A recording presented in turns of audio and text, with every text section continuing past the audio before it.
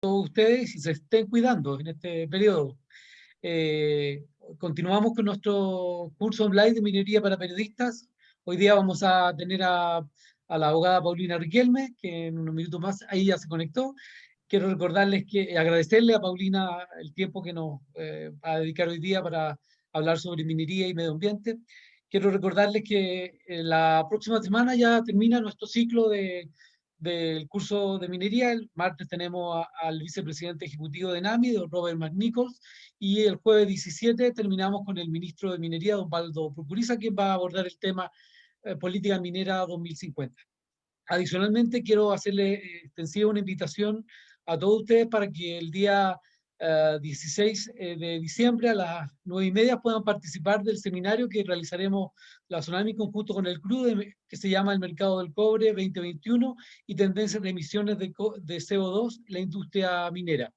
Esperamos en el transcurso del día hacerles llegar la invitación para que participen, un seminario interesante que podamos analizar el comportamiento que prevemos, por lo menos los distintos analistas, de cómo se verá el mercado del cobre el próximo año. Como les decía, esta jornada tenemos a Paulina Riquelme. Quiero contarles que ella es abogada de la Pontificia Universidad Católica de Chile, es socia fundadora de ILO Medio Ambiente y Energías Asesorías Legales, abogada con 20 años de experiencia profesional, ha dedicado su carrera profesional a la práctica del derecho ambiental, recursos naturales, minería y energía, en regulaciones ambientales tanto nacionales como internacionales. Entonces, al igual como hemos funcionado en todas nuestras charlas anteriores, la idea es que ustedes me hagan llegar vía chat las preguntas que le quieren hacer a Paulina, y quiero dejar a todos ustedes con Paulina Riquelme para su exposición de hoy. Muchas gracias, Danilo. Hola a todos y todas, bienvenidos. Voy a compartir pantalla.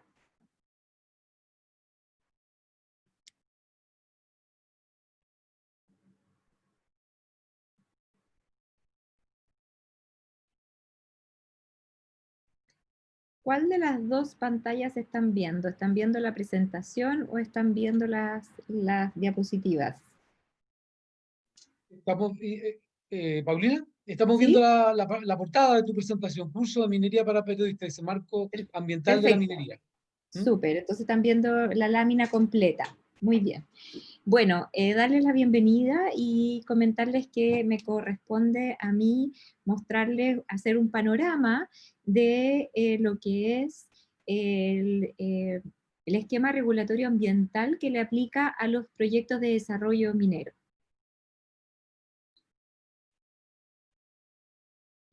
Entonces, los temas que vamos a abordar básicamente es el esquema de regulatorio ambiental aplicable a los proyectos, también cómo se tramita y el desarrollo de proyectos mineros en el sistema de evaluación de impacto ambiental y conclusiones y desafíos de la regulación. Como ustedes saben, la minería cada cierto tiempo aparece en prensa. Por ejemplo, hemos seleccionado aquí una lista de noticias que apareció sobre el tema. Dominga, por ejemplo, temas en tribunales ambientales, Barrick con el tema de Pascua Lama, que la sentencia salió este año, finalmente cerrando el proyecto. La Superintendencia de Medio Ambiente que aplica una millonaria multa a Mina Cardenilla, etc. Mina Invierno también, con la detención de las operaciones con motivo del tema de judicialización por temas ambientales. Entonces, comentarles que el marco legal general en materia ambiental es bastante amplio. Primero, la Constitución, obviamente, de 1980, que establece y consagra el derecho a vivir en un medio ambiente libre de contaminación, el artículo 19, número 8. Por otra parte, la ley 19.300, la ley de bases generales del medio ambiente, del año 94, que implementa la garantía constitucional estableciendo instrumentos de gestión ambiental, estableciendo también el sistema de responsabilidad por daño ambiental y la gobernanza ambiental. Por otra parte, las normas de emisión, normas de calidad, que son los estándares de calidad ambiental, y dentro de los instrumentos de gestión ambiental está el sistema de evaluación de impacto ambiental, que tiene su reglamento, es el decreto 40 del año 2012.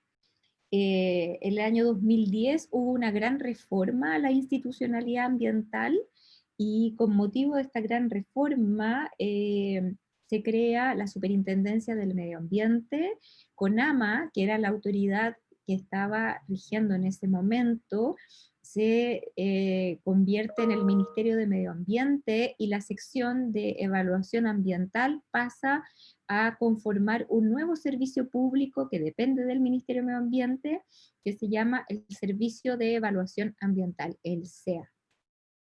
Y esta reforma ambiental, a la institucionalidad ambiental, se llevó a cabo a través de la ley 20.417, que modifica la ley 19.300, y que también establece cuál es el estatuto que va a regir a la Superintendencia del Medio Ambiente en su ley orgánica en el artículo 2 de esa ley, y después en los otros artículos hace adecuaciones a textos normativos.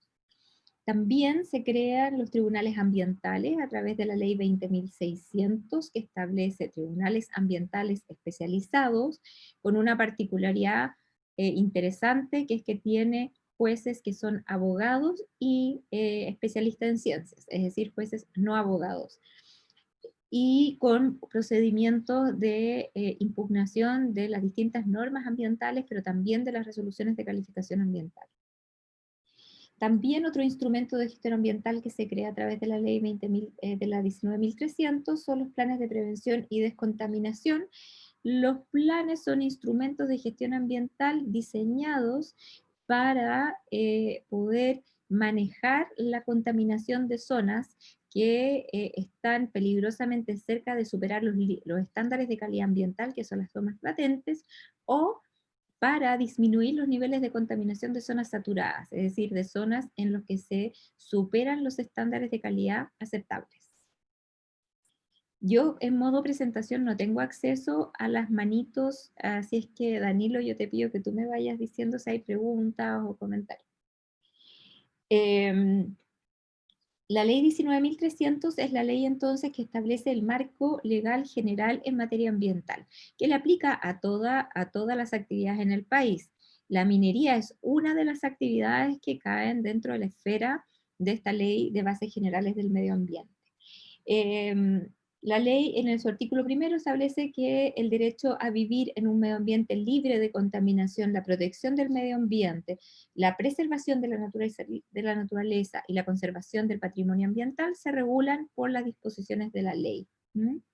Y esta ley que data del año 94 y que tuvo su reforma el 26 de enero del 2010, la última gran reforma fue con motivo de la ley REP el año 2016, ha sido complementada por varios reglamentos, por ejemplo, el decreto 40, que establece el reglamento del sistema de evaluación de impacto ambiental, el decreto 38, que establece el reglamento para la elaboración de normas de calidad ambiental y normas de emisión, y el reglamento para la elaboración de planes de prevención y descontaminación. La ley establece los siguientes instrumentos de gestión ambiental: la educación y la investigación ambiental, la evaluación ambiental estratégica, que es la evaluación ambiental para los instrumentos de política pública generales y los instrumentos de planificación territorial, el sistema de evaluación de impacto ambiental CIA, que es el instrumento de gestión ambiental para incorporar la dimensión ambiental a los proyectos de inversión, participación ciudadana, estándares de calidad ambiental, normas de emisión y los planes de prevención y descontaminación. En cuanto a la institucionalidad ambiental, el marco general de la institucionalidad ambiental está dado por el Ministerio de Medio Ambiente. Bueno, hoy día la ministra es Carolina Schmidt, y este Ministerio del Medio Ambiente tiene un Consejo de Ministros para la Sustentabilidad, que es un organismo colegiado que está compuesto por distintos ministerios y que tiene por objeto el adoptar normativa de carácter ambiental. Este consejo se pronuncia sobre la normativa ambiental. El Ministerio de Medio Ambiente como tiene principal misión la política ambiental y la regulación. Pues todos los temas derivados del sistema de evaluación de impacto ambiental en la reforma del 2010 pasaron al servicio de evaluación ambiental, que tiene un director ejecutivo que es el jefe superior del servicio, y el SEA lo que hace es administrar el sistema de evaluación de impacto ambiental. Por otra parte, todo lo que tiene que ver con cumplimiento ambiental y sanción lo ve la Superintendencia del Medio Ambiente, con su superintendente actual, don Cristóbal de la Maza, y que depende del Ministerio de Medio Ambiente, son servicios dependientes de este ministerio, y culmina esta gobernanza ambiental, y por eso está con línea punteada, un organismo que no se ha creado aún, pero que está en el diseño original del año 2010, que es el Servicio de Biodiversidad y Áreas Protegidas, que se está tramitando hoy día en el Congreso Nacional. Y el objetivo básicamente de este servicio es que sea un servicio público especializado en materia de conservación de la biodiversidad y preservación de la naturaleza. Por otra parte, la ley 20.600 crea, como contrapartida a la creación de la Superintendencia del Medio Ambiente como una institución fiscalizadora orientada al cumplimiento ambiental, pero con amplias atribuciones, y como contrapartida y balance a aquellas atribuciones se creó los tribunales ambientales. Hay 3 tribunales ambientales en el país, divididos en macrozonas. El primer tribunal ambiental tiene sede en Antofagasta y su competencia es la macrozona norte. El segundo tribunal ambiental, que tiene sede en Santiago, su macrozona zona central, y el tercer tribunal ambiental de Valdivia para la macrozona sur. La industria minera, como toda actividad económica, se rige por el artículo 19, número 21 de la Constitución, que establece que se garantiza la libertad de emprendimiento y la libertad económica en cumplimiento con la normativa, ¿ya? Entonces la minería se desarrolla en el país en la medida en que es una actividad lícita y que debe cumplir y se ajuste con la normativa. Dentro del mundo de la normativa aplicable existe la normativa constitucional, obviamente, civil, tributaria, aduanera, comercial, bancaria, sanitaria, municipal, indígena, de aguas, etc.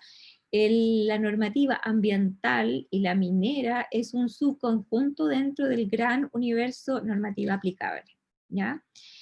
Ahora, la normativa ambiental en materia de la actividad minera es tan relevante como la normativa tributaria o comercial.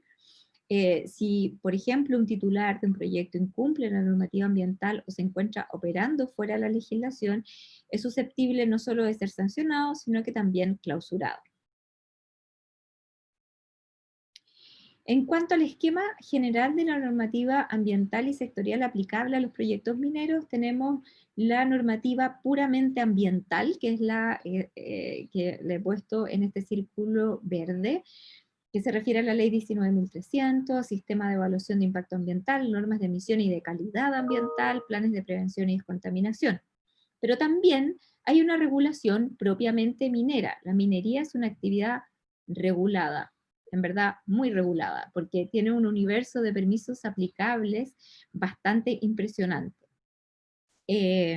Dentro del mundo de los permisos mineros, obviamente, está permisos, autorizaciones, avisos, proyectos, etc. Una serie de requerimientos sectoriales que están regulados y son de cargo de la autoridad sectorial minera por excelencia, que es el Servicio Nacional de Geología y Minería, el Reglamento de Seguridad Minera, la Ley de Cierre de Faenas Mineras y también el DC 248, que es el Reglamento de los Depósitos de Relave, entre otras normativas. También le aplica, además del Código de Minería y la Ley Orgánica Constitucional de Concesiones Mineras. También tiene otra regulación aplicable que es sectorial, pero que de alguna manera es aplicable a la minería. Por ejemplo, un proyecto minero con borde costero requiere de una concesión marítima, y entonces debe regirse para los efectos del borde costero y de su concesión marítima por el reglamento de concesiones marítimas, que las concesiones marítimas se otorgan a través de la Subsecretaría para las Fuerzas Armadas. En el caso de la fauna silvestre, aplica la ley de caza y su reglamento, que regulan todos los permisos de captura de especies de fauna silvestre protegida, que debe ser efectuada esta captura primero para en temas de línea de base, levantamiento de línea de base, pero también como una medida ambiental cuando esa fauna esté ubicada en un sector donde se va a ejecutar un proyecto minero.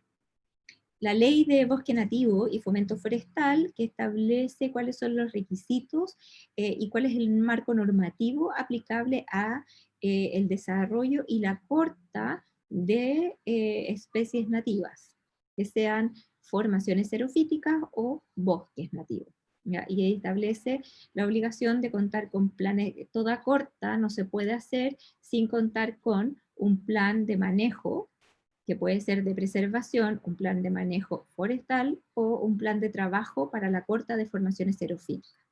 La normativa laboral, que establece requerimientos de seguridad y salud ocupacional y de higiene industrial, como el DS 594, entre otros universos normativos. Estas láminas, las dos láminas siguientes, también son ejemplos de la regulación sectorial aplicable al proyecto minero. Ahora, si ustedes quieren un detalle de toda la regulación que le aplica a la minería, el Ministerio de Minería tiene una forma de búsqueda de toda la normativa aplicable a la minería. Y está en la página web del Ministerio de Minería, fácilmente ubicable. Por si ustedes tienen esa curiosidad, van a poder ver que el universo normativo es bastante impresionante en su densidad y la cantidad de permisos, autorizaciones, etcétera, supera los 1000 permisos.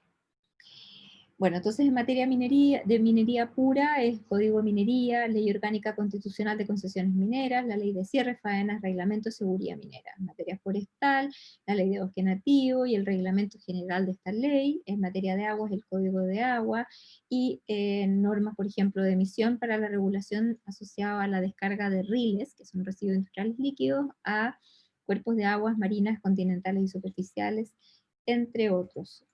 Salud animal y vegetal, está la ley de caza, su reglamento. También en materia sanitaria, el código sanitario, la norma de calidad de aire, las normas primarias de calidad del aire que tienen por objeto resguardar la salud de la población. El DS 594, que establece el reglamento sobre condiciones sanitarias y ambientales básicas en los lugares de trabajo. El decreto 148, por ejemplo, que regula y establece disposiciones sobre cómo deben manejarse los residuos peligrosos. Toda faena minera es un lugar de trabajo y por lo tanto tiene que cumplir con todas esas disposiciones. Y la faena minera también gestiona residuos y por lo tanto tiene que cumplir la normativa sanitaria correspondiente. En materia de urbanismo y construcciones, obviamente que se debe cumplir con los instrumentos de planificación territorial y con los requisitos que se establecen. Por ejemplo, el permiso de edificación que corresponda, cambio de uso suelo, etc. En materia de patrimonio, la ley de monumentos nacionales, que resguarda a distintas categorías de monumentos nacionales, incluyendo elementos de valor paleontológico. Y también el reglamento sobre excavaciones y prospecciones arqueológicas, antropológicas y paleontológicas que son muy relevantes de hacer en minería. Eso en materia del ámbito de regulación ambiental y sectorial aplicable a la minería en un barniz. Ahora vamos a conocer el esquema regulatorio ambiental de proyectos mineros y más específicamente en el ámbito del sistema de evaluación de impacto ambiental. En el ámbito del sistema de evaluación de impacto ambiental hay ciertos conceptos que son relevantes. Primero, los conceptos de vía de ingreso. Los proyectos de desarrollo minero que tengan una capacidad de extracción o beneficio de sobre 5.000 o más toneladas mensuales de mineral, deben ingresar al sistema de evaluación de impacto ambiental. Están consagrados en la letra I del artículo 10 de la ley 19.300, que se detalla después en el artículo 3º del reglamento del sistema de evaluación de impacto ambiental. Hay dos vías de ingreso, la vía más simplificada y la vía detallada. La vía simplificada es la declaración de impacto ambiental y la vía más detallada es el estudio de impacto ambiental. En materia de declaración de impacto ambiental, la DIA, la ley, la define como un documento descriptivo de la actividad o proyecto que se va a realizar, o las modificaciones que se le van a incorporar, otorgado bajo juramento por el titular, y cuyo contenido le permite al organismo competente evaluar si su impacto ambiental se ajusta a las normas ambientales vigentes. Estudio de impacto ambiental, en cambio, es un documento que describe pormenorizadamente las características del proyecto o actividad que se pretende llevar a cabo la modificación. Tiene que proporcionar antecedentes que permitan la predicción, identificación e interpretación del impacto ambiental del proyecto y describir todas las acciones que va a ejecutar para impedir o minimizar sus efectos significativamente adversos. En materia de jerga ambiental, estas acciones para impedir o minimizar efectos significativos adversos se denominan medidas ambientales. Dentro del universo de medidas ambientales hay medidas de mitigación, medidas de compensación y medidas de reparación.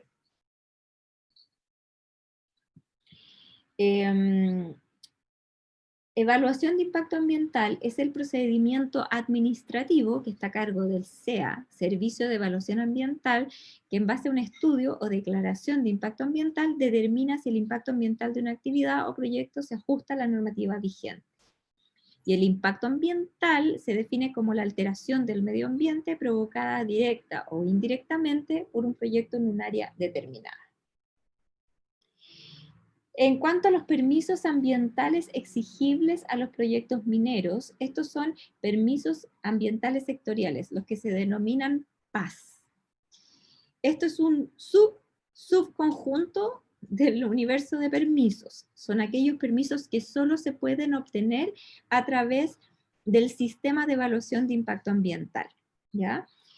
¿Por qué? Porque tienen un objeto de protección ambiental y que además en algunos casos, además de tener un contenido ambiental, tengan un contenido sectorial. Por lo tanto, los permisos ambientales sectoriales se dividen en permisos con contenido únicamente ambiental o permisos mixtos. Los permisos con contenido únicamente ambiental tienen solamente un contenido ambiental que tiene que evaluarse en el contexto del sistema de evaluación de impacto ambiental, y en la RCA favorable se expresan las condiciones o exigencias para su otorgamiento. El titular tiene que exhibir la RCA favorable al órgano sectorial correspondiente, quien debe otorgar el permiso sin más trámite. Pero si la RCA es desfavorable, todos están obligados a rechazar el otorgamiento del permiso. Esto es lo que se llama como ventanilla única. Sin embargo, la ventanilla no es tan única porque la resolución de calificación ambiental habilita para que el titular pida el permiso, pero no, la normativa existente hoy día no permite que el titular, con el solo mérito de la RCA, se entienda que tiene los permisos. O sea, tiene que ser un trámite administrativo posterior, que no tiene mucho sentido, y ese es uno de los comentarios o críticas que se hace al sistema. Después están los permisos mixtos. Los permisos mixtos o los PAS mixtos tienen contenidos ambientales y no ambientales, en cuyo caso se tienen que tramitar dentro del sistema de evaluación de impacto ambiental aquellos contenidos ambientales correspondiendo al órgano de la administración del Estado con competencia ambiental, fuera del CIA y de forma sectorial, revisar todos los contenidos no ambientales o los contenidos puramente sectoriales. Sobre los contenidos ambientales del permiso se replica la situación anterior, es decir, en caso de RCA favorable, los órganos no pueden denegar el permiso en razón de requisitos ambientales, ni tampoco pueden imponer otras condiciones o exigencias distintas a las impuestas en la RCA. En caso de que una RCA sea desfavorable, el órgano debe denegar el permiso.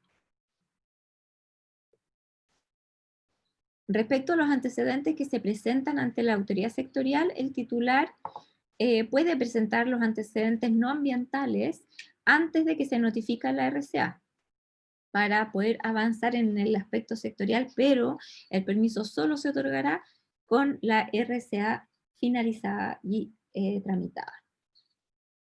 ¿Cuáles son los órganos con competencia sectorial en la evaluación de proyectos mineros?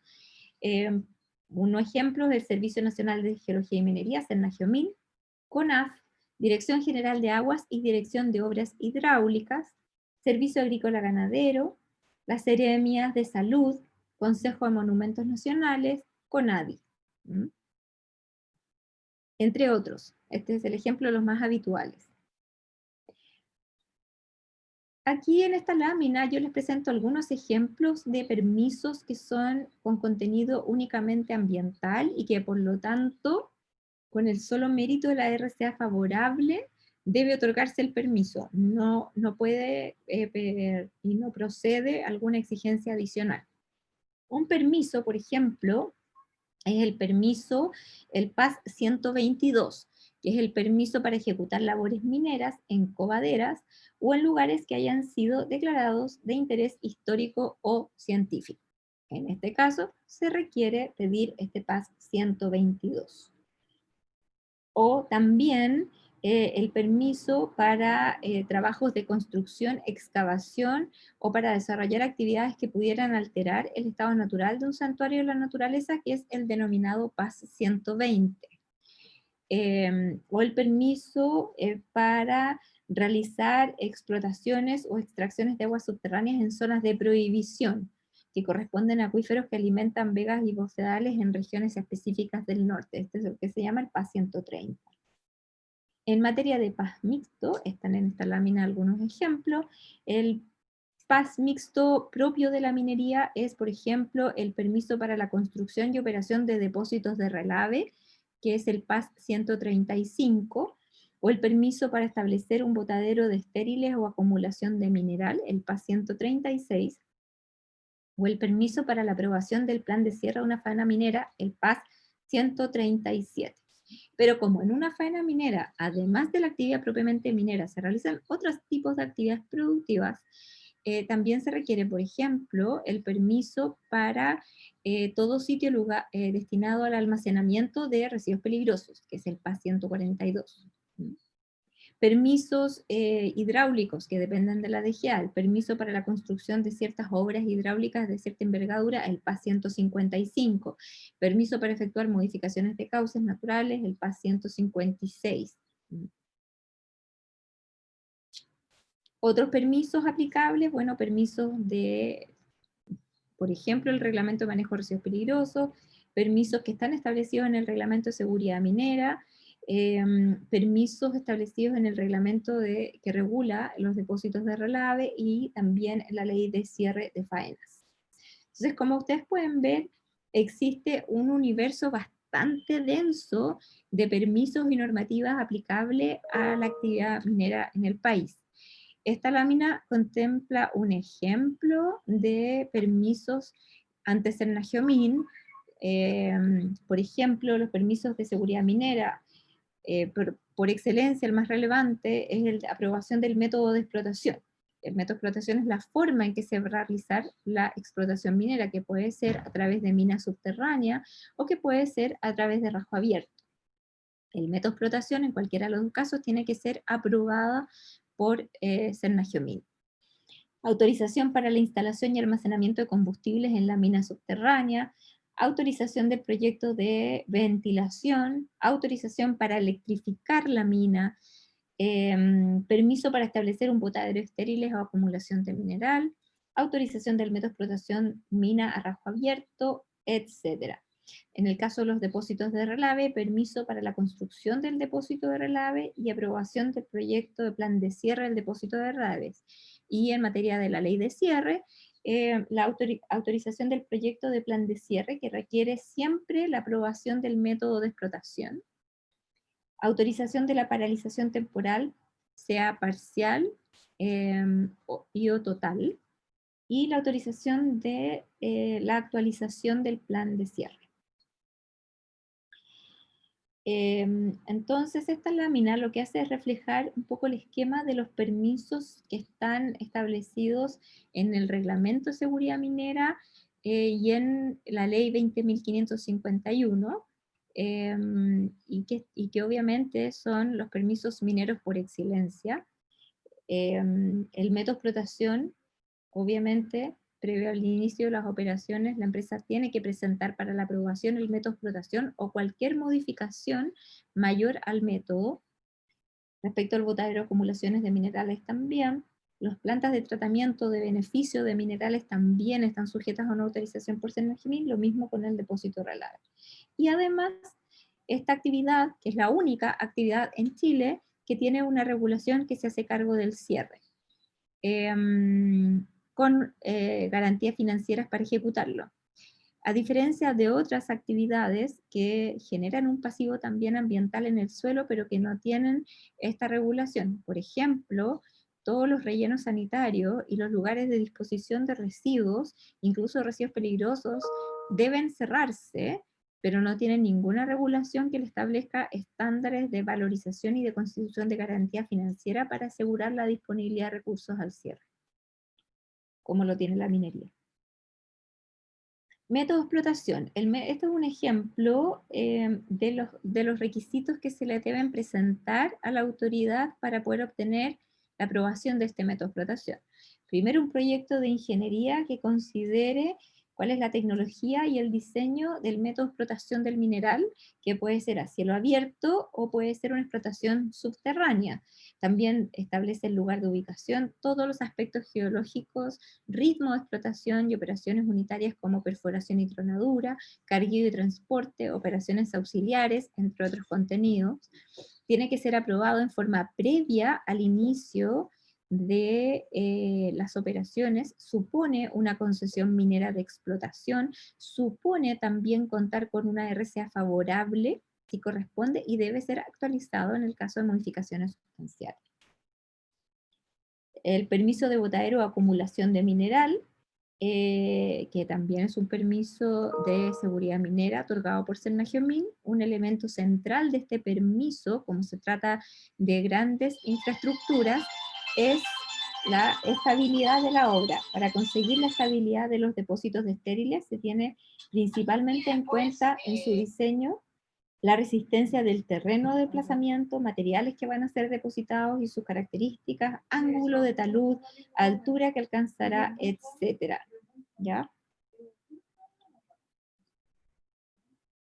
Con respecto a la planta de tratamiento de minerales o planta de beneficio, para poder obtener este permiso, que es un permiso regulado por el Reglamento de Seguridad Minera, obviamente la faena debe tener la situación ambiental al día, contener en su etapa de construcción todas las medidas preventivas y estándares de seguridad exigibles, cautelar que el lugar de emplazamiento reúna todos los requisitos técnicos necesarios y aborde todos los riesgos operacionales y obviamente extraoperacionales. Y tener obviamente en regla todo lo que tiene vinculación con la concesión minera y con los inmuebles donde se emplazan las instalaciones. Depósitos de relave están regulados por el reglamento correspondiente DS 248 del 2007. Entre los principales contenidos asociados al permiso para construcción y operación de un depósito de relave es una serie de antecedentes que están establecidos en el artículo 14, pero dentro de ellos, antecedentes geológicos, geotécnicos, hidrológicos, hidrogeológicos, sísmicos, meteorológicos, topográficos y todos aquellos que el servicio estime necesario, incluyendo ubicación, condiciones y características de los materiales de empréstito que van a ser utilizados en la construcción, operación y cierre del depósito de relaves.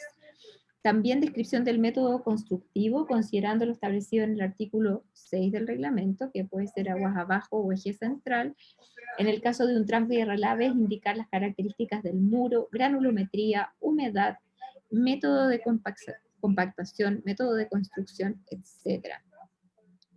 Además, obviamente, todo las dimensiones del depósito en su condición más, obviamente, en operación plena, más grande, y el plan de crecimiento, junto con plan de emergencia, con requerimientos de la distancia peligrosa, es decir, que es un requerimiento de distancia mínimo, y una serie de normas de seguridad que tienden a velar por la estabilidad física de la obra.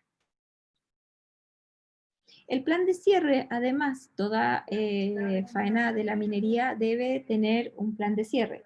Toda empresa minera tiene que presentar para la aprobación del servicio este plan de cierre, que tiene que estar elaborado en conformidad con la RCA que se pronuncie sobre el proyecto minero. El plan de cierre debe ser aprobado previo al inicio de la explotación de la faena minera o la operación de un establecimiento de beneficio. El plan no puede ser aprobado mientras el método de explotación, depósito o tratamiento de minerales de la faena no haya sido aprobado en forma previa. Y además, exige a empresas mineras que con una capacidad de 10.000 o más toneladas de mineral por mes de extracción o de beneficio, a constituir una garantía financiera que asegure al Estado el cumplimiento íntegro y oportuno de la obligación de cierre. Entonces, este es el esquema regulatorio ambiental de proyectos mineros, el resumen del resumen, porque como ustedes pueden apreciar si es que ven el Excel o esta lista de permisos y normativa aplicable a la actividad minera que tiene el Ministerio de Minería es bastante extensiva.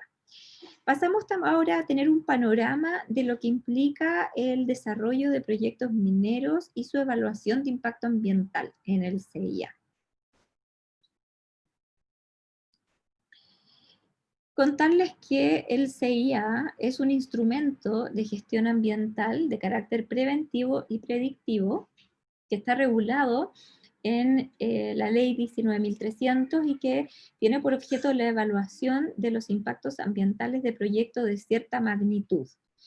Los proyectos que deben ingresar obligatoriamente al sistema son aquellos que están en el listado del artículo 10 de la ley 19.300. La evaluación ambiental también es un procedimiento administrativo reglado que tiene etapas establecidas y reguladas por la ley y que es regulado a través del reglamento del sistema de evaluación de impacto ambiental. El objeto de este sistema, a través de los estudios de impacto ambiental, es identificar, predecir, estimar y evaluar los impactos ambientales que un determinado proyecto o actividad generará o presentará, permitiendo diseñar medidas que permitan eliminar, reducir o compensar los impactos negativos y fortalecer los impactos positivos. La predicción y evaluación de los impactos ambientales se efectúa siempre considerando el estado de los elementos del medio ambiente y la ejecución del proyecto en su condición más desfavorable, o sea, para regular el peor escenario, y en todas las etapas del proyecto, es decir, la fase de construcción, de operación y de cierre.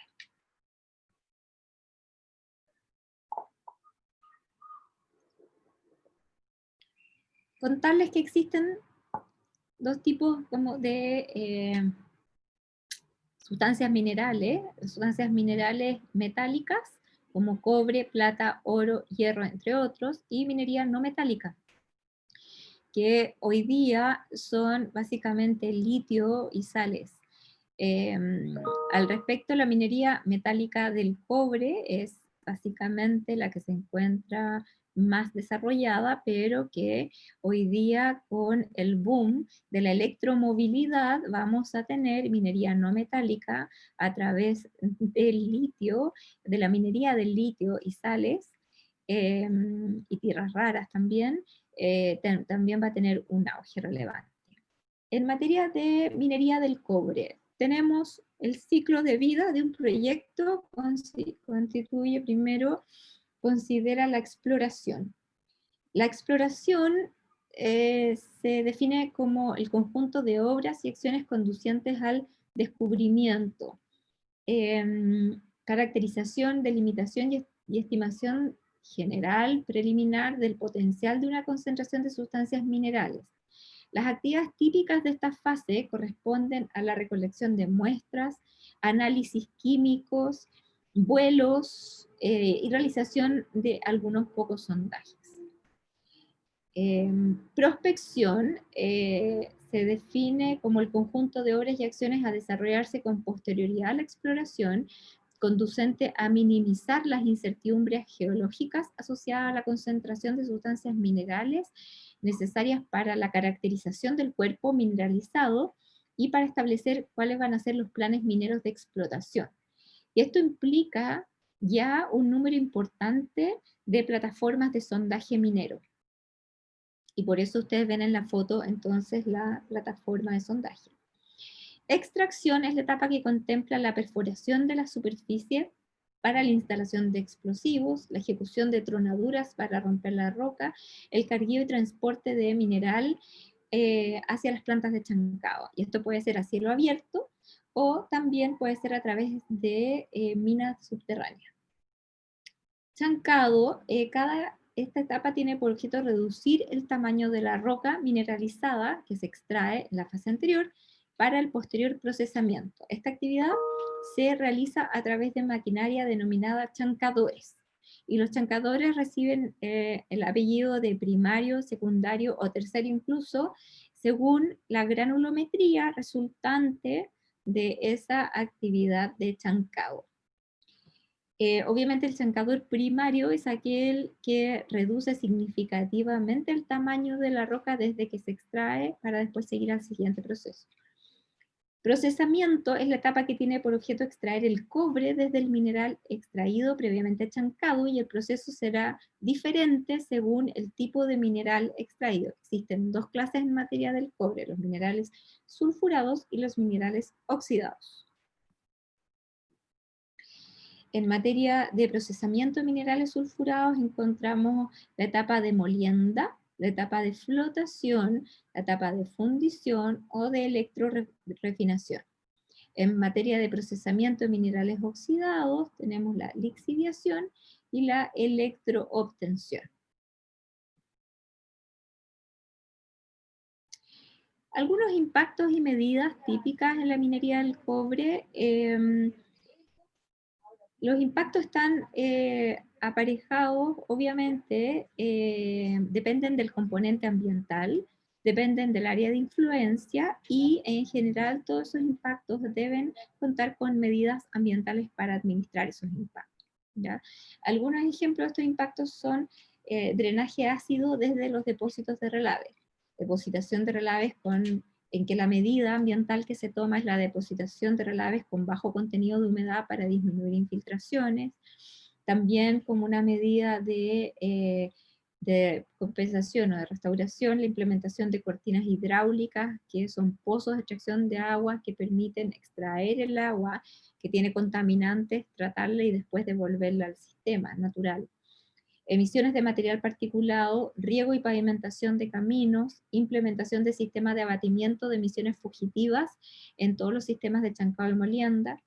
En cuanto al agua, en el proceso productivo, la construcción y operación de plantas desalinizadoras para el abastecimiento de agua que se requiere, la recirculación de aguas industriales o de proceso que está sumado en el fondo a los esfuerzos de eficiencia hídrica. Para la minería, el agua es un elemento precioso y por lo tanto es cuidado y debe tener los principales índices de eficiencia hídrica de una actividad productiva en el país.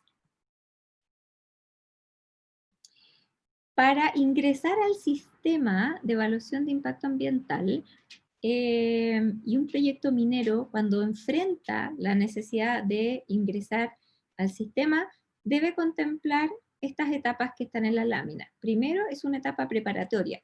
Yo no puedo llegar e ingresar al sistema de evaluación. Para poder ingresar y estar preparado para ingresar, debo hacer una etapa preparatoria que está compuesta por estudios y el levantamiento de la línea de base. Luego viene la etapa de evaluación ambiental y calificación ambiental propiamente tal. Después de eso vienen los recursos administrativos disponibles para discutir la resolución de calificación ambiental cuando se ha otorgado, y después de eso los recursos judiciales. Cuando hemos superado todas estas etapas, ya tenemos la certeza de que el proyecto tiene luz verde para seguir adelante. Etapas a etapas son lentas y requieren harto tiempo, por lo tanto, este conjunto puede significar 5, 6, 7, 8 años, fácilmente.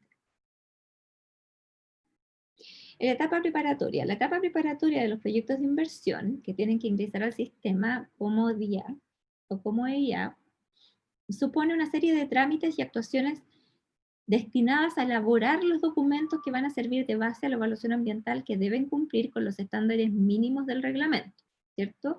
Entonces, requiere planificación estratégica del proyecto, actividades preliminares de levantamiento de información, financiamiento, actividades de PAC anticipada voluntaria, que es lo que se llama PACA, que es aconsejable en los proyectos mineros, y los proyectos mineros son una de las pocas actividades que hacen voluntariamente PAC anticipada, contratación de consultorías técnicas para la elaboración del proyecto, levantamiento y preparación de línea de base para la evaluación ambiental. Implica la realización de campañas periódicas, investigación y levantamiento de resultados, documentos de diseño y evaluaciones de estudios técnicos, entre otros.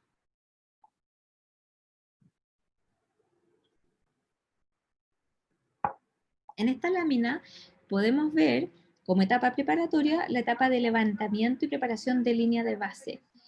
La línea de base tiene que describir detalladamente el área de influencia del proyecto o actividad, para evaluar posteriormente los impactos que pudiesen generarse o presentarse sobre los elementos del medio ambiente.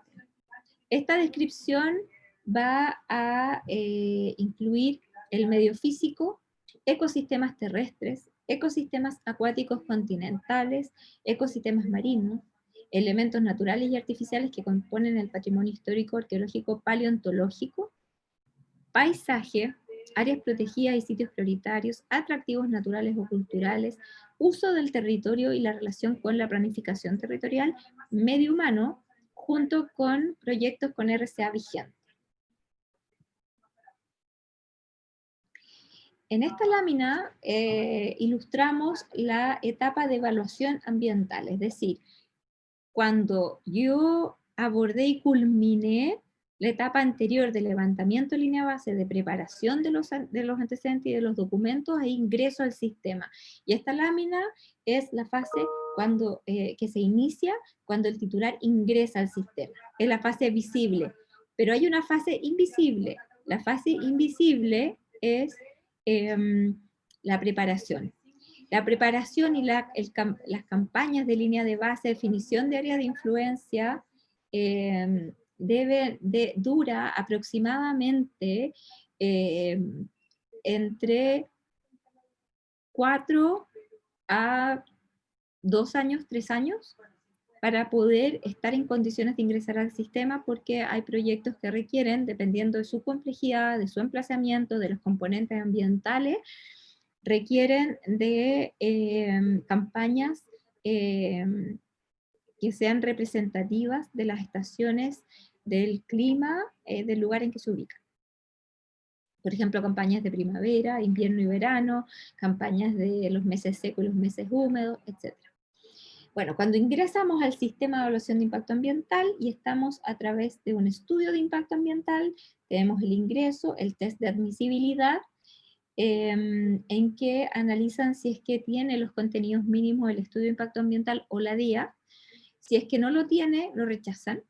Si es que lo tiene, entonces se utiliza aquí la línea verde, en que se da curso al procedimiento y se solicita informes a los organismos de la administración del Estado para que evalúen el estudio, ¿ya? En la práctica lo que sucede es que este primer informe se debe abocar a determinar si es que el estudio de impacto ambiental tiene información relevante y esencial para poder evaluarse. Si es que lo cumple y lo tiene, el estudio sigue adelante. Si no, la autoridad debe darle término anticipado y por lo tanto dicta una resolución de término anticipado. Si el proyecto sigue la tramitación normal, es decir, cumple con la información relevante y esencial, entonces todos los informes con observaciones y comentarios de las autoridades sectoriales se consolidan en un solo gran documento, y este documento se llama ICSARA. ICSARA es la abreviación para Informe Consolidado de Solicitud de Ampliaciones, Rectificaciones y o Ampliaciones. El primer ICSARA se llama ICSARA 1, o primer ICSARA. Se le da un plazo al titular para que responda, no inferior en general a 30 días. El titular puede pedir una extensión de plazo, pero puede hacerlo solo por 2 veces. Mientras el titular prepara la adenda, existe una paralización del reloj, que es básicamente del reloj de control de los plazos de evaluación ambiental. Cuando ingresa nuevamente las respuestas a través de un documento consolidado que se llama adenda, se reinicia el reloj. Después de que se presenta la adenda, viene la solicitud de informe a las autoridades para que revisen la adenda, para que se manifiesten si están conformes o si tienen consultas adicionales. Si es que hay consultas adicionales, entonces se tiene que elaborar un ICSARA que se le denomina ICSARA complementario. Y esto, obviamente, volvemos acá, se paraliza el plazo hasta que se presente la adenda, y si se presenta la adenda, se evalúa, así, volvemos entonces en círculo para iterar hasta que estemos en estado de evaluar. Y estamos en estado de evaluar cuando ya cerramos la discusión o el intercambio de observaciones y respuestas, y nos centramos entonces en la evaluación ambiental, en un documento que se llama Informe Consolidado de Evaluación, que se llama ICE, se denomina también ICE, que debe estar 5 días antes de la Comisión de Evaluación Ambiental, ¿ya? Luego de eso, en la Comisión de Evaluación Ambiental, que es un organismo colegiado que está compuesto por distintas seremías, está la Seremía del Medio Ambiente, el secretario es el director regional del CEA, de la oficina regional correspondiente, y está compuesta por seremías, por ejemplo, de agricultura para abordar las observaciones de sus servicios, SAC, CONAF, etc. Y son ellos los que encargados de otorgar la recalificación ambiental, que puede ser favorable, que puede ser desfavorable, o que lo usual es favorable, pero con condiciones, ¿ya? Recordar que la evaluación de estudios de impacto ambiental tiene participación ciudadana, una participación ciudadana de 60 días hábiles administrativos, que si hay una modificación sustantiva en el EIA, se reabre, se debe reabrir, y además de el proceso PAC, si es que hay grupos de pueblos originarios en el área de influencia, se debe hacer consulta indígena. En general, el plazo de pronunciamiento es de 120 días hábiles, ampliables por otros 60 días hábiles. Son hábiles administrativos, es decir, de lunes a viernes. Ahora, esto significa en la práctica que si estamos hablando de una IA, el plazo en la tramitación más expedita es de 18 meses, entre 14 y 18 meses, como la tramitación más expedita, pero también pueden ser 24 meses, o 30 meses, o 36 meses. La evaluación de una declaración de impacto ambiental es un poco más corta tiene casi los mismos pasos, no tiene participación ciudadana per se, salvo que lo soliciten. Salvo que lo solicite dos organizaciones ciudadanas con personalidad jurídica o 10 personas naturales afectadas, pero respecto de proyectos que tengan cargas ambientales, ¿ya? Acá lo pide ante la dirección regional y la dirección regional del CEA evalúa el mérito, básicamente si un proyecto tiene o no cargas ambientales. Si considera que sí tiene, debe decretar la participación ciudadana por 20 días hábiles. El plazo promedio de tramitación de una DIA va entre los 12 a los 24 meses, dependiendo de la complejidad del proyecto o de la región. Hay que recordar que cuando uno obtiene la RCA no es el final del camino, es el principio del camino de los recursos en general, que son recursos administrativos y que son también recursos ante el Poder Judicial. En caso de los recursos administrativos, están regulados en la ley 19.300 y pueden ser interpuestos por el titular del proyecto o por la ciudadanía. El titular del proyecto puede interponer un recurso si no está de acuerdo con la resolución de calificación ambiental, ya sea porque se rechaza el proyecto o porque establece condiciones que el titular considera que no están justificadas en el expediente y por lo tanto no son razonables. También los observantes PAC pueden interponer una reclamación administrativa si consideran que la RCA no ponderó o consideró debidamente sus observaciones. Estos recursos para poder interponerse se deben hacer dentro de 30 días de notificada la resolución de calificación ambiental. En el caso de una DIA se interponen ante el director ejecutivo del CEA, en el caso de una IA ante el comité de ministros. Y además de estos recursos, que están los recursos de la ley, también aplican al procedimiento, porque es un procedimiento administrativo, los recursos administrativos en general de la ley, como reposición, jerárquico, revisión e invalidación. En la etapa judicial, una vez que hemos superado la etapa de reclamación administrativa, en la etapa judicial, tenemos los recursos de reclamación ante el Tribunal Ambiental, que se pueden interponer dentro de 30 días hábiles contados desde la resolución del director ejecutivo o del comité de ministros que se pronuncian sobre esa RCA, y después de la sentencia o de la resolución del Tribunal Ambiental se puede interponer un recurso de casación en la forma y en el fondo ante la Corte Suprema, dentro del plazo de 15 días hábiles. Eso entonces, por lo tanto, para poder sobrellevar, digamos, este proceso ante el CIA, ya sabemos que tenemos que pasar por la etapa preparatoria, después de la etapa preparatoria la evaluación propiamente tal, después la etapa de reclamación administrativa y después la etapa de reclamación judicial para poder decir que tengo una resolución de calificación ambiental que está firme y que por lo tanto me da certeza para invertir. Y el plazo, en fondo, es entre 12 y 18 meses hasta 5 o 6 años.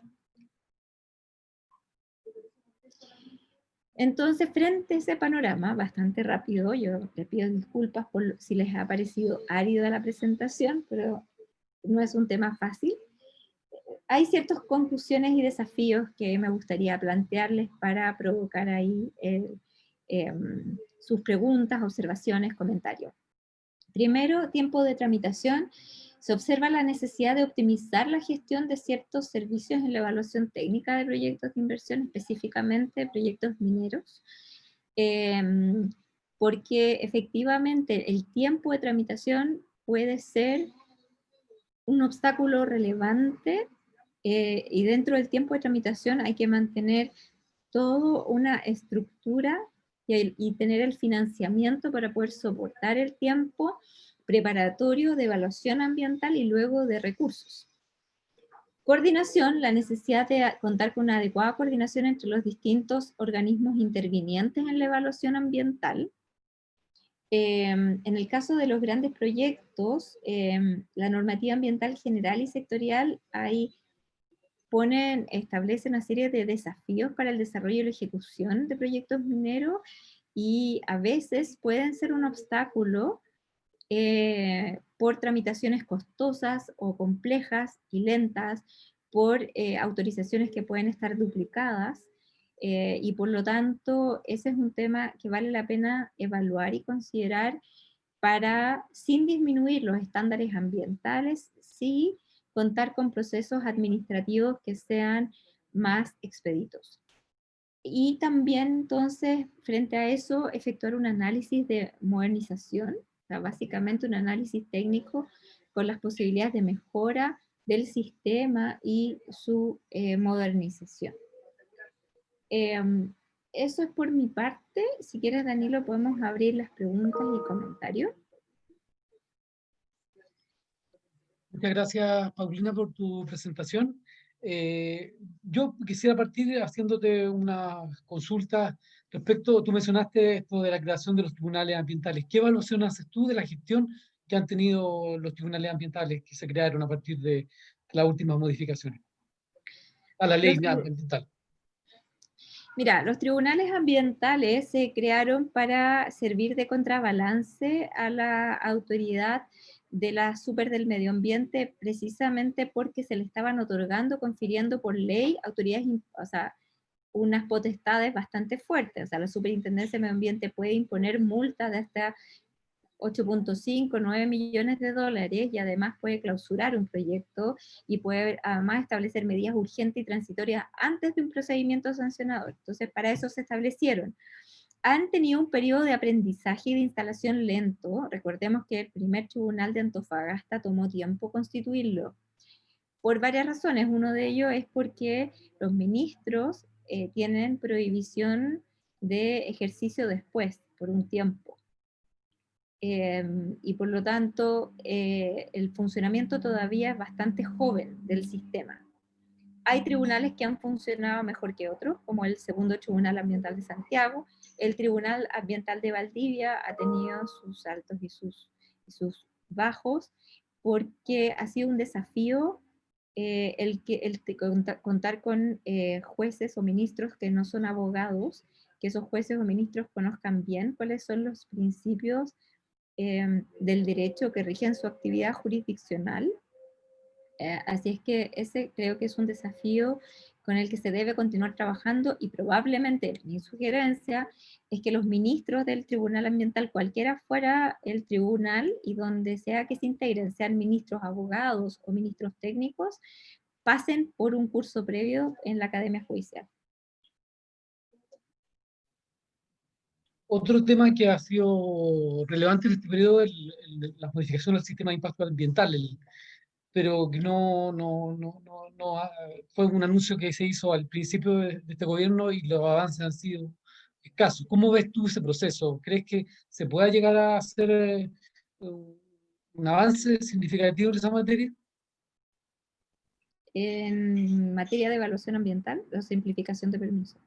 Del sistema de evaluación de impacto ambiental en términos generales. Bueno, el director ejecutivo del SEA anunció la semana pasada que iba a presentar, que estaba trabajando en una modificación al reglamento del sistema de evaluación de impacto ambiental y que lo iba a presentar prontamente. Por lo tanto, es previsible que se avance a nivel reglamentario, sí, no a nivel legal, en materia de evaluación de impacto ambiental. Vamos a ver cuáles van a ser los cambios.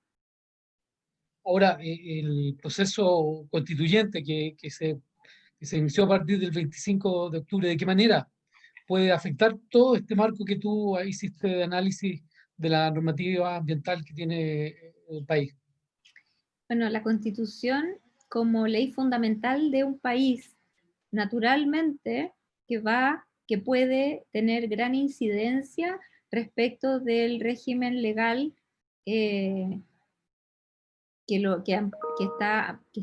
debe estar sujeto a este marco conceptual. Entonces, todo lo que se incluye en la Constitución es relevante, y es relevante no solo en materia de derechos constitucionales, sino que también en cómo se va a organizar la República, y en cómo se garantiza, por ejemplo, los balances de las autoridades, separación de poderes, etc. Ahora, en concreto, tenemos básicamente cómo se va a regular la propiedad, cómo se va a preservar, por ejemplo, la propiedad sobre las concesiones mineras, eh, también la expropiación con indemnización, ¿cierto? Como lo disponen los tratados internacionales, el derecho a realizar una actividad económica, cómo se consagra la protección al medio ambiente, cómo se va a generar este marco para la gestión sostenible de los recursos naturales, incluyendo los recursos mineros. Entonces, todos esos temas están en la juguera de la nueva Constitución. También el acceso al agua potable y saneamiento ambiental, eh, entre otros aspectos. Y si la Sí, Constitución se modifica en estos temas, se tiene que modificar necesariamente todo el régimen legal, porque nuestro sistema funciona como una pirámide, en que el pic de la pirámide es la Constitución y por lo tanto todo el ordenamiento jurídico que viene debajo de la Constitución, en su jerarquía, tienen que someterse al texto de la Constitución. es decir, se abre un proceso de incertidumbre un poco para los distintos sectores, Sí, a tu juicio. pero no solo para el sector minero, o sea, en Por el eso te- fondo se abre un sector de incertidumbre para la sociedad en general, chilena. Ahora, un tema que también tú tocaste fue el tema de la cantidad de permisos que se requieren y los tiempos. ¿De qué manera se puede avanzar en una simplificación tanto del número de permisos como de los tiempos, que siempre ha sido un requerimiento de la industria y de otros sectores también? La, es un tema bien sensible porque cuando uno habla de simplificación, viene por otro lado la mirada que dice, simplificación implica eliminar estándares. En mi entendimiento, simplificación no es eliminar estándares, ni disminuir ni bajar los estándares. En mi mirada, la simplificación es tener los procedimientos administrativos que se requieran para el desarrollo de la actividad económica en cumplimiento con la normativa aplicable. ¿Ya? Tenemos hoy día una densidad normativa importante y no nos hemos hecho cargo de derogar normas antiguas y de limpiar un poquito la casa. Lo que hemos hecho con las normas es que acumulamos normas como el polvo debajo de la alfombra y no las despejamos. Entonces, creo que es necesario un trabajo. La Comisión de Productividad levantó en un informe permisos y normas que están o duplicadas o que requieren de cierta racionalización, pero siempre desde la mirada del cumplimiento normativo y sin disminución de los estándares. O sea, el tener la legítima aspiración a que se ordene el sistema implica también hacer un uso eficiente de los recursos fiscales que resulta ineficiente si tú tienes a dos órganos solicitando una misma autorización para la misma obra, por ejemplo. Ahora, Paulina, finalmente, el tema de la ley de cierre de faenas, mira, qué importancia tú atribuyes a que Chile cuente con esa ley. Y también me gustaría que pudieras tocar las modificaciones que se han llevado a cabo para un poco aterrizarla o hacerla más fácil de cumplir por parte de las empresas mineras. Bueno, la ley de cierre es un estándar internacional, o sea, en general los países que son países mineros OCDE, como Canadá, Australia, Estados Unidos, son países que cuentan con una ley de cierre de faenas mineras, y nosotros tenemos una que tiene el mismo estándar, ¿ya? Y que exige la constitución de garantías financieras para garantizar que se va a ejecutar ese cierre, ¿ya? Y eso es positivo. Eh, Perú también cuenta con una ley de cierre. Ahora, obviamente, su implementación no ha estado exenta de dificultades y obstáculos y algunos desafíos que se están siempre abordando. La pandemia ha sido un gran desafío también en términos de las garantías financieras, porque, sobre todo para la mediana minería, es importante decirlo, Estos desafíos afortunadamente se han ido trabajando, la autoridad sectorial ha estado haciendo su trabajo de lecciones aprendidas y de revisión para perfeccionar guías, para modificar reglamentos. Entiendo que hay un proyecto de ley del Ejecutivo que está en tramitación en el Congreso para los efectos de poder apoyar a la mediana minería mientras dure la pandemia, que es algo necesario por lo complicado que está. Pero la ley de cierre es, una buena noticia para Chile. Ojalá existiera una ley de cierre para regular otras actividades intensivas en el uso del recurso suelo, como los rellenos sanitarios, los rellenos de residuos peligrosos. Eso sería, Paulina. Te agradecemos tu participación en esta jornada del curso de minería para periodistas y muy interesante tu presentación y queremos contarle a todos los que han participado que dicha presentación ya está disponible o va a estar subida ahora en la tarde en el sitio web de la Tsunami y lo mismo que la grabación en nuestro canal de YouTube. Gracias a todos por su participación y no se olviden que el próximo martes tenemos al vicepresidente ejecutivo de NAMI, don Robert McNichols. Así que buenas tardes y muchas gracias, Paulina. Gracias por la atención.